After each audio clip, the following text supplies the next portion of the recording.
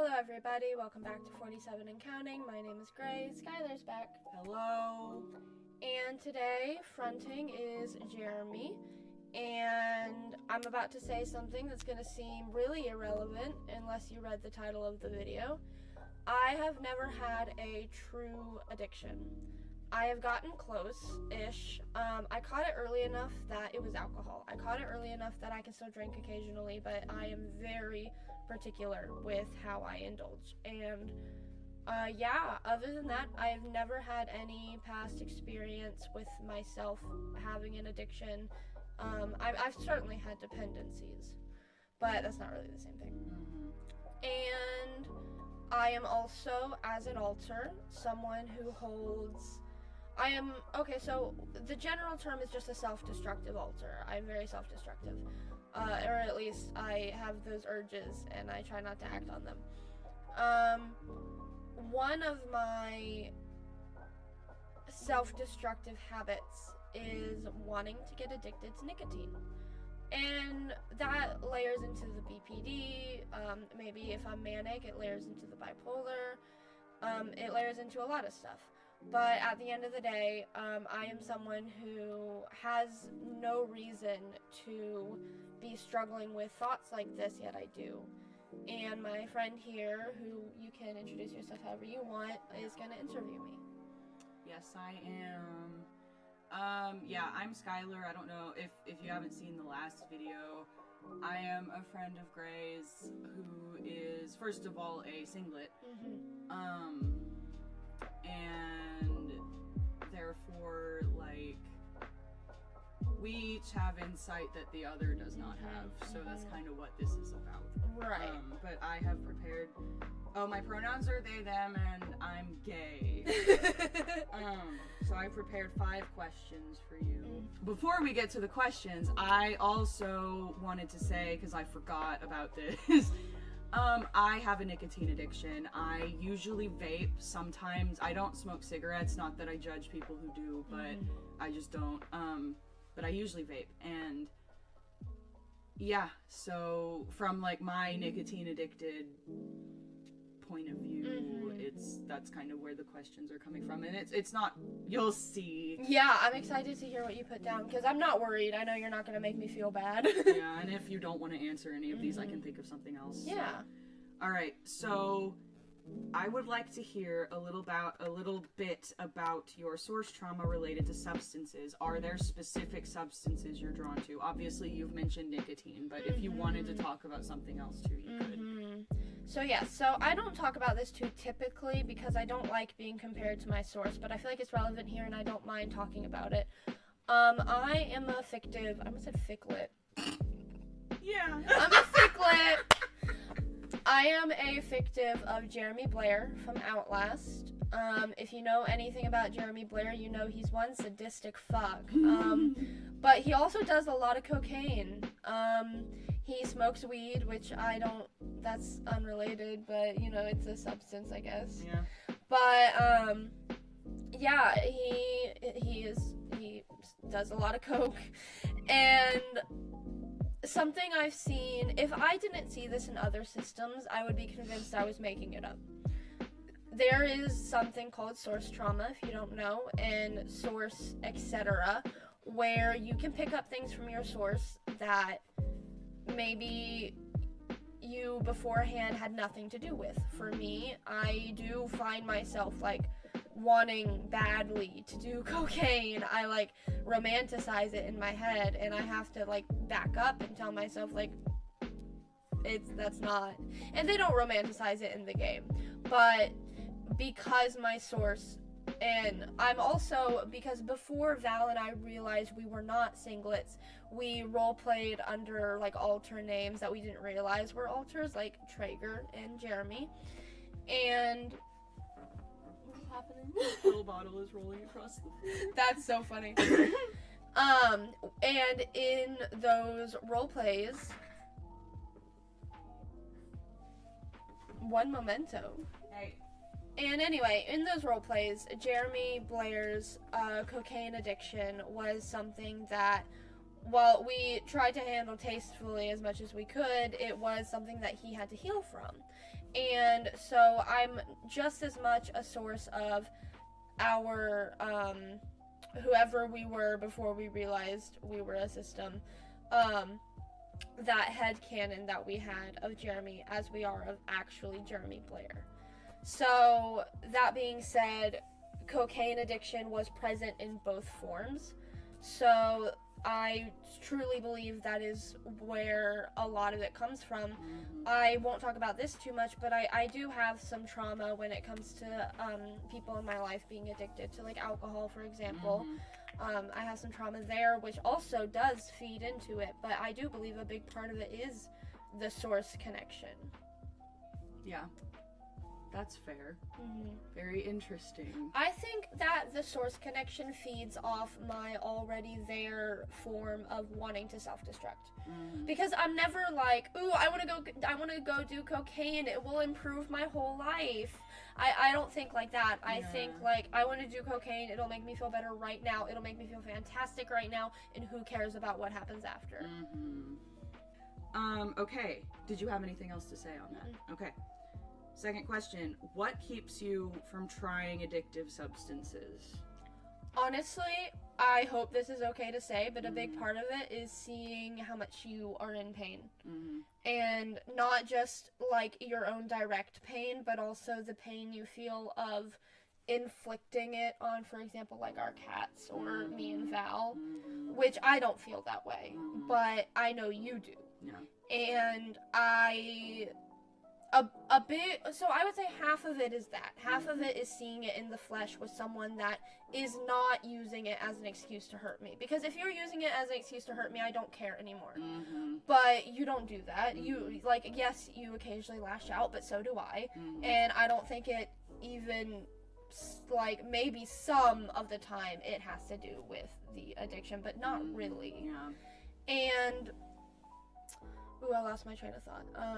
What was the question? The question was, what keeps you from trying? Yeah, the other half is honestly, like, as much as I can say I don't give a shit about myself, I know Val and you care about me. And you don't want to see me get addicted to anything. You don't want to see me throw my life away like that. And a little percentage of it is you would smack the shit out of me. Yeah, I can't say I wouldn't. Depending upon the circumstances. Yeah, the circumstances, yeah. But if I was just like, I'm gonna sneak some of Skylar's Swishers and I'm gonna purposely get addicted and not think about other people and my future self, full permission, smack the shit out of me. Yeah. Okay.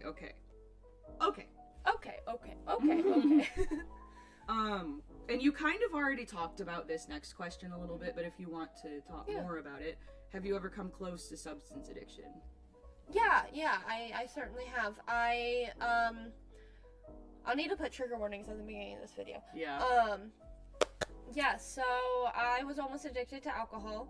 I was dependent on it, like very dependent on it, to the point where, and part of this could be like other mental disorders, and this is not cut and dry, but the dependence on it went into the fact that some days I would wake up and I would keep my alcohol in my room because I lived with people I hated, and it's fine. I kept my alcohol in my room, so it was a small room. I would wake up, and sometimes, you know, you look around when you wake up and you see things, and I would see alcohol, and it would be like 9 a.m., and I would just open my eyes and be like, I could drink that. And I wouldn't, because I knew that that wasn't okay. But I also had people in my life who told me that that thought process was normal. And that was very damaging, because if I hadn't have gone to the psych hospital and met the lead tech, I don't know if it would be okay to name him. I'm not going to. Yeah. If I hadn't met him and heard his story, and he said something to me once, I asked him, I said, how do you know when you're just too close and you need to cut it out entirely? And he looked me in the eye and he said, if you're asking that question, it's time to cut it out. And shut up, let me mute this. And if that hadn't have happened, I may be an alcoholic today. Mm-hmm. And I wouldn't be dating my fiance. Mm-hmm. I don't know what would happen to us. Yeah. So yeah, I definitely came close, and I am grateful every day that I wisened the fuck up. I feel you. I was also, now this video isn't about me, but Feel free to talk I about was also almost addicted to alcohol back in like 2020, I want to say. And yeah, I was at least dependent on it because it would get to the point where like I would come home from work and I would drink like most nights. Yeah. And sometimes I would day drink too. And there's nothing wrong with day drinking every now and then. I still day drink sometimes. Right, yeah, me too. But it's just because my relationship with alcohol now is like not toxic, you know, because I barely drink anymore actually. Like I drank last night, but first of all, it was barely anything. It was wine, and I like wine more than just because it gets me drunk. So I was like, I don't know. It's just, it's tough being in that spot, especially like when people around you really aren't pointing it out. Yes. Because that's how the people I was living with at the time promised me. They were like, hey, if we ever notice anything, we'll say something. And then they didn't, you know? So I don't even remember how I came out of that, but man. Yeah, that drives me up the wall. It was actually, which I won't name them, but it was the ringleader who told me that the person who had told me that was normal behavior was just wrong. And that was one of the only things the ringleader was right about, but they sure were, you know? They were like, no, that's not normal. Like, you not, like... They actually handled that situation well enough. Because, like, yeah, they weren't nice about it, but they weren't, like, overly mean like they were every other time. They were just like, no, that's not normal. You need... Like, they didn't say this exactly, but they were basically like, you need help. And I did. So... Yeah. Man. Okay, next question. Second to last. And you've already touched on this a little bit, but if you have more to say, if you don't, that's fine. What have you gleaned from watching my struggle with nicotine addiction? Just that it's not something to really fuck around with. Because it's like, I feel like people either see one side of it. They see the actual addiction, or they see the quitting process. And I have had the privilege and also the not privilege of watching you go through it all. I was here when you became addicted. I was here when it started becoming what it is today, and I'm here for you quitting, and I will be here when you never touch nicotine again. Yeah. And that is something that is so, like, not that you exist for me or anything like that, but in this specific aspect, I do get a lot out of that. It is the reason I have not walked down to whatever and bought myself some Swishers. They're $2. They're $2, yeah, and we're both like legal age to buy them. Yeah. So like I am shocked that I haven't bought them yet. Yeah. Because there were times I was seriously considering it.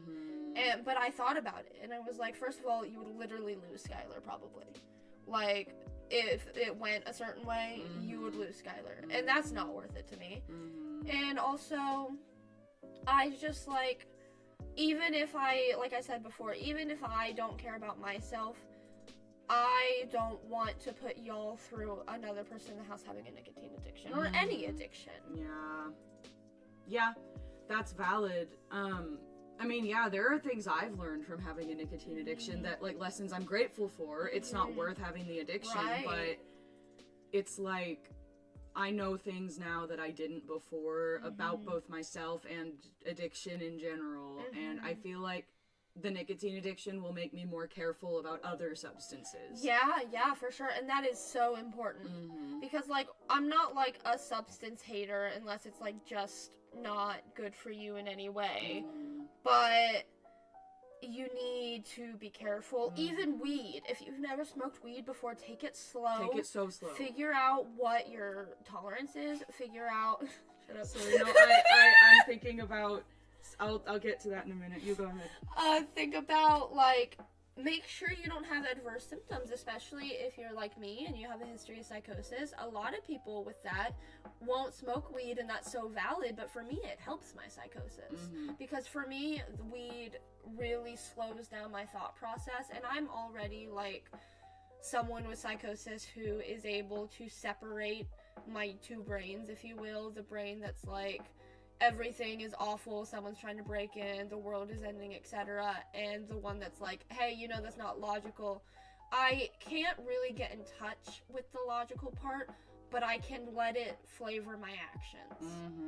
And that's why I think weed helps me so much, and not other people who don't have access to their logic brain. That's valid. That's a good point. I was thinking about, because we were talking about taking it slow with weed, and I'm thinking about the very first time I ever did edibles. Oh my god, that's not even what I was thinking of, No, but you continue. Yeah, I know what you're thinking of, and we can talk about that too if you want, but I don't do this, okay? I understand that I had fun, but it's still, I could have not. Yeah, you could have had a horrible I could have had a shitty time, because it was my very first time, and I did about 50 milligrams. That is so crazy. Oh where you're supposed to start with like 5 to 10. And it wasn't anyone's fault. It was just like the person I was with was like, take a bite of it, and they didn't tell me how big of a bite to take, because it was like an edible that you're supposed to section off yourself. Oh shit. So I just take a big old bite out of it. He told me later, he was like, yeah, you probably ate about 50 milligrams. That's so funny. I'm thinking about the first time, because we were online friends before we ever lived together. And which, by the way, that is the sickest thing I've ever said. Yeah. But yeah, they come to visit, and first night they pull out their bong, some weed, and they're like, you want to hit? I'm like, fuck yeah, I want to hit. And they're like, okay, so take a really small hit. And I'm like, I gotcha, 10-4. And I swear, I tried to take a small hit. I do. Like, but I didn't even finish the hit. It, like, half of it went into my lungs, and then I am on the ground, ascending into the heavens. And that was the weirdest night. We should do a story time on that night. We should. That would be so fun. That would be so fun, yeah. But yeah. So, but we won't talk much more about that. And this is the last thing I'll say. This was our first face-to-face experience. And it was me, like, baked out of my fucking mind. I'll say one thing. I thought that, and this might be a psychosis thing too, but I thought, like, okay, so at one point we're sitting down together, me, them, and Val, and I just look up all of a sudden and I say, weren't there 4 of us? It's like there were never 4 of us. No. Oh my god, that was so funny. It was so good. God. Anyway, Last question? What would you want to say to anyone watching who struggles with similar, like, urges / like, with DID or not, you know? Yeah. You gotta be logical about it. You gotta care about your future self. And you gotta care about the people around you. Because I am not gonna sit here and say that, like, if someone who is a recovered addict came up to me and started, like, telling me they were, like, wanting to lapse or relapse or something, I'm not gonna sit here and be like, well, think about everyone else like that, because I think it's important that, I think from my limited perspective on addiction, and please correct me if you disagree, it is just as much about the person who is in it as it is the people who are directly affected by it. Yeah. And so that's where the thinking about other people comes in. It's not like a fix-all, especially if you have something like BPD or NPD or some kind of personality disorder, or if you just struggle with empathy in general. That's very difficult, but that's why you fall back on caring about yourself, which is just as much a choice as it is not, in my opinion. It is really a muscle to exercise. I agree. So I guess my biggest piece of advice is, if you struggle with any any form of self-destructive behaviors, really try to slow your brain down and think it through. Because the amount of things I could have done or said, and I just thought it through, and it, like, helped a lot. I can't count it, you know? So once you learn to pause and once that starts letting you think things a little bit clearly, your whole life will change, man. Like, it won't fix all your problems, but it'll make them damn better. So yeah, that would be my advice. Cool. Hell yeah. Thank you, Skylar, for interviewing me and talking to me about the sensitive topic, and you are my friend. You're my friend. Wow. Wow. We're friends. We're friends, That's guys. amazing. It happened right here. Live on camera. Wow, caught on camera, besties. Friendship caught on camera. Friendship caught on camera. That's funny. Alright. I will see y'all in the next video. Bye-bye.